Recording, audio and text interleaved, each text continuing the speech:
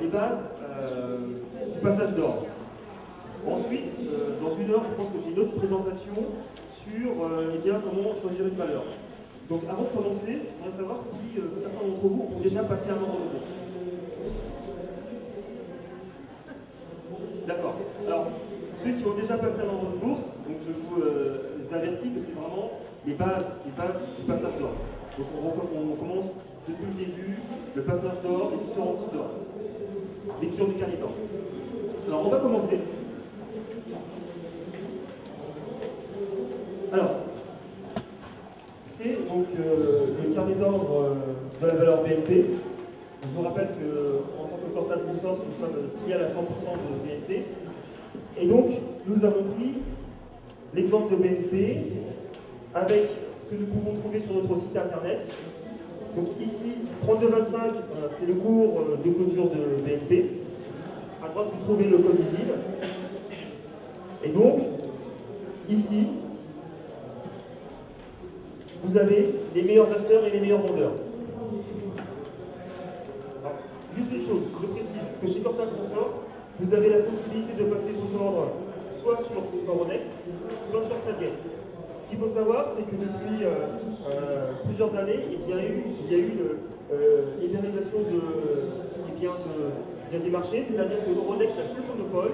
Aujourd'hui, vous avez la possibilité de passer vos ordres via des plateformes alternatives, c'est-à-dire qu'au-delà de l'horaire 9h, 17h30, l'horaire que nous connaissons tous, eh bien, vous avez la possibilité d'acheter des valeurs à partir de 8h30 et les vendre jusqu'à 22h. C'est-à-dire si vous achetez une valeur à 8h du matin, je vous ai dit 8h30 mais c'est au moins à 8h du matin, donc si vous achetez une valeur à 8h du matin et vous la revendez sur Euronext à 14h, donc vous l'achetez sur TradeGate, vous pouvez la revendre sur Euronext. Donc si vous achetez également une valeur sur Euronext à 15h, vous pouvez la vendre à 21h. Donc vous n'avez plus ce souci d'horaire. Donc par la suite, si vous voulez, je pourrais en individuel vous expliquer le fonctionnement du TradeGate et comment les fourchettes se réalisent. Alors, on va aller plus précisément sur la lecture du carnet d'ordre. Ici, vous avez donc les acheteurs et les vendeurs. Est-ce que c'est bon pour tout le monde? Est-ce que vous voyez de là où vous êtes? Oui? Au fond, c'est bon, vous voyez? D'accord. Alors, lecture du carnet d'ordre. Nous avons les acheteurs et les vendeurs. Nous avons 14 071 quantités à l'achat le 32-24. Si vous souhaitez vendre vos titres, vous allez regarder cette colonne, les acheteurs. Si vous souhaitez acheter des titres, vous allez regarder cette colonne, les vendeurs. Donc, que nous dit cette colonne? À 32-24, 32-235, 32-225, 32-20 et 32-185. Les 5 meilleurs acheteurs. Et bien, tout simplement, c'est que si j'ai des titres BNP, aujourd'hui, il y a un investisseur. Donc il y a un investisseur qui est prêt à m'en acheter 14 071. Réflexion inverse. Si je souhaite en acheter, je regarde à côté. Il y a 30 067 quantités qui sont disponibles au cours de 32-25. Et le nombre 7 qui est ici, eh bien, signifie qu'il y a 7 personnes, qu'il y a 7 mains, que dans ces 30 067, cette quantité de 30 067, eh bien, elle est composée de 7 personnes. Il peut y avoir 30 000 titres, 65 titres, un titre, ou de façon moins équilibrée, il peut y avoir 8 titres, 20 000, 5 000. Donc il y a 7 personnes qui détiennent 30 067 titres et qui sont prêts à nous les vendre à 32,25. Est-ce que c'est clair pour tout le monde pour le moment? Personne ne répond? Donc ça veut dire que c'est pas clair? Ça veut dire que c'est clair? D'accord. Alors on va continuer.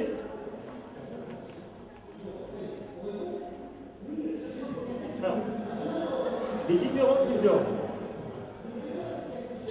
L'ordre à cours limité, l'ordre au marché, l'ordre à la meilleure limite, l'ordre à celle de déclenchement et l'ordre à plage de déclenchement.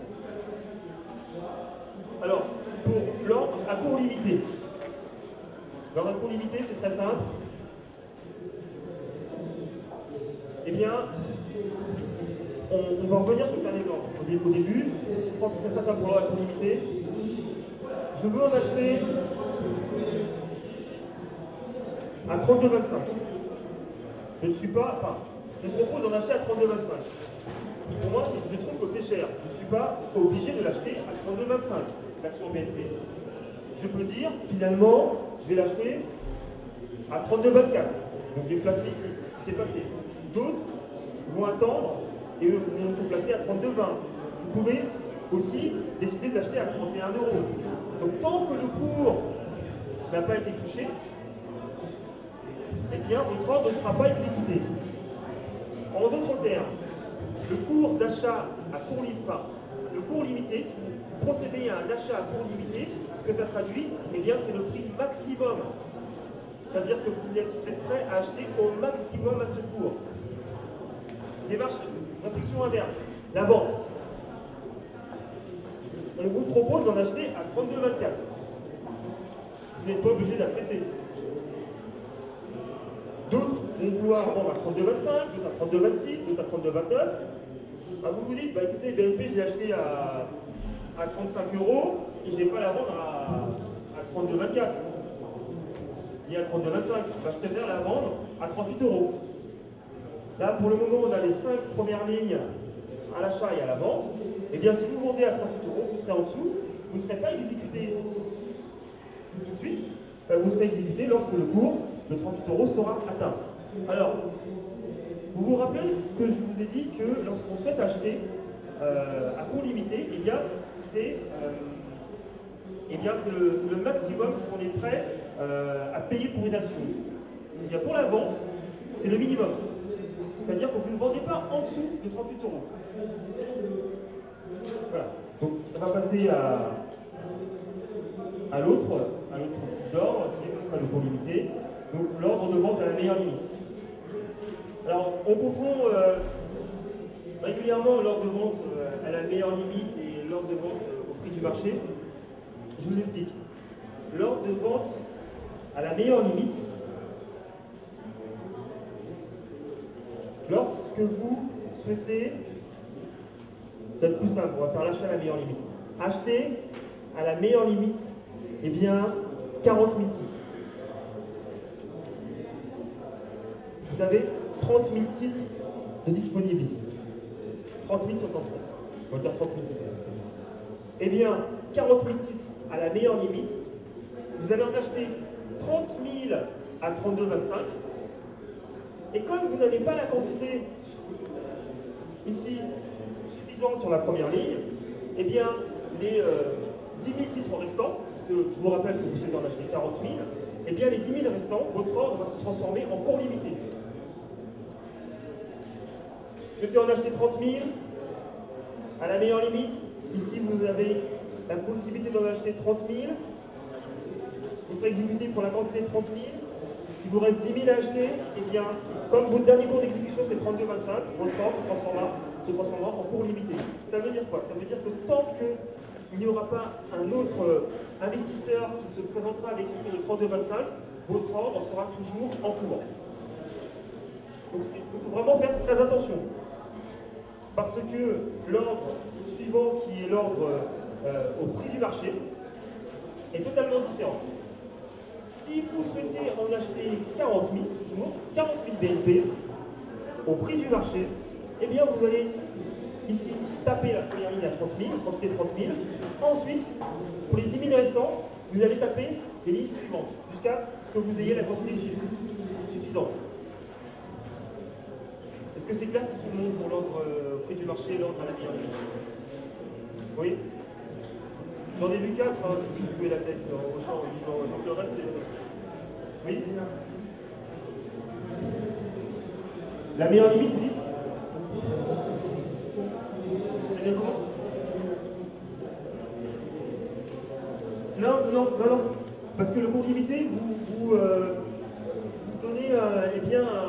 donnez un cours maximum, un cours minimum à l'achat ou à la vente, alors qu'à la meilleure limite, vous pensez eh bien, que votre ordre va être exécuté tout de suite.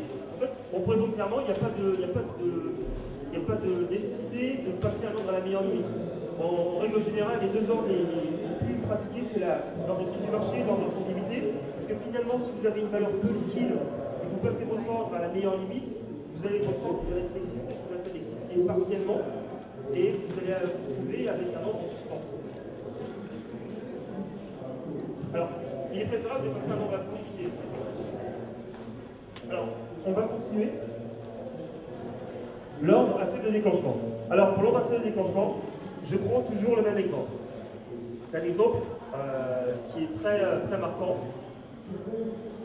Ce qu'il faut retenir, c'est qu'à la vente, l'ordre à seuil de déclenchement, c'est un ordre de protection. D'accord? Et à l'achat, c'est un ordre qui vous permet eh bien, d'être réactif, de pouvoir acheter et ne pas louper le train qui passe devant vous. Je m'explique. L'ordre de vente à seuil de déclenchement. Vous avez acheté du BNP à 38 €. BNP, alors on va penser autrement. Parce que là on est à 32,24. Vous avez acheté BNP à 25 €. Voilà. Aujourd'hui BNP fait un cote 32,25. C'est son cours. Vous l'avez acheté 25, on est à 32, vous gagnez 7 € par titre. Vous vous dites, bon, je pars en congé, j'aurai pas le temps de regarder la bourse. Aujourd'hui, je gagne 7 € par titre. Je me dis, bon, je ne vais pas vendre à 32 €, je vais me protéger. Je me dis que si je gagne au moins 5 € par titre, eh bien, ça me suffit. Donc, ce que je vais faire, je vais passer un ordre de vente à seuil de déclenchement à 30 €. Je vous rappelle, j'ai acheté mes BNP à 25 €, on est à 32. Je passe un ordre à seuil de déclenchement, donc un ordre de protection à 30 €. Ça veut dire que lorsque le titre BNP chutera à 30 €, eh bien, mon ordre sera exécuté. Ça vous permet d'être protégé. Inversement, si je n'avais pas passé d'ordre de vente à seuil de déclenchement, si j'avais passé un ordre de vente à cours limité à 30 €, enfin ça c'est vraiment l'erreur la plus commune. Je passe donc un ordre de vente à 30 € à cours limité. Là on peut m'en acheter à 32,24 et je vais les vendre à 30 €.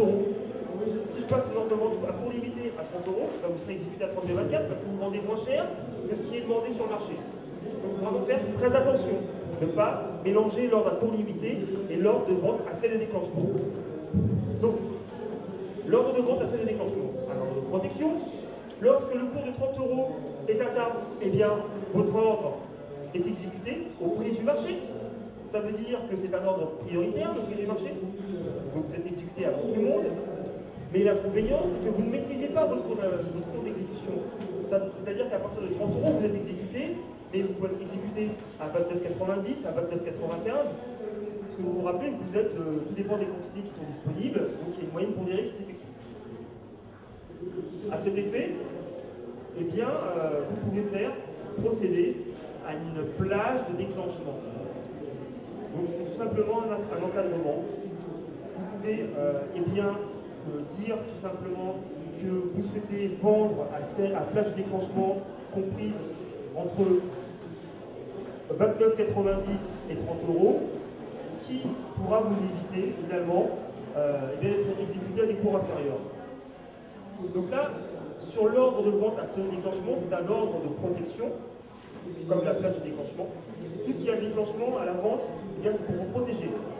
Autrement appelé également l'ordre stop. À l'achat, l'ordre à seuil de déclenchement, à l'achat, bien, vous avez fait vos études graphiques, vous avez lu votre presse financière, vos études fondamentales, et vous vous dites, ah, finalement, à partir de 30 €, je sais que tout le monde va revenir à l'achat sur BNP. Je sais qu'il y aura un grand mouvement haussier et je veux en être. Donc, je ne veux pas louper le coche. Donc, je veux que mon achat à 30 €, à partir de 30 €, soit exécuté. Donc, que le cours de 30 euros sera exécuté, eh bien vous serez exécuté. Pardon, dès que le cours de 30 euros sera atteint, vous serez exécuté au prix du marché. Ce qu'il faut retenir, c'est que l'ordre de vente à seuil de déclenchement, c'est pour vous protéger. L'ordre d'achat à seuil de déclenchement, c'est pour récupérer la tendance, ne pas louper une tendance haussière. Dès que le CAC passe les 3000, on sait que tout le monde va acheter. Dès que le cercle de valeur passe des seuils techniques, eh bien on sait qu'il y a effectivement des stratégies qui sont mises en place et qui s'appliquent. Donc il faut en être, à ce moment-là, procéder à des ordres d'achat à seuil de déclenchement. Bon, pour rien vous cacher, l'expérience veut que finalement, aujourd'hui, les ordres qui sont les plus utilisés sont les trois suivants.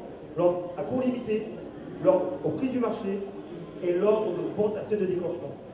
C'est-à-dire, dès que vous avez été exécuté à l'achat, vous vous protégez. Vous dites très bien, je suis prêt à perdre 1 euro, et pas plus. Alors, on va continuer. La date de validité. Lorsque vous passez un ordre, eh bien, vous avez la possibilité de préciser une date. Donc, ça peut être un ordre valide pour aujourd'hui, pour demain, donc à une date déterminée, ou à révocation, jusqu'à la fin de l'année. Ensuite, alors, là je vous ai fait une copie d'écran d'un logiciel de trading, une façon de lire le carnet d'ordre. Alors, 32,25, donc c'est la cotation. Moins 3,28, et bien moins 3,28, qu'est-ce que ça traduit?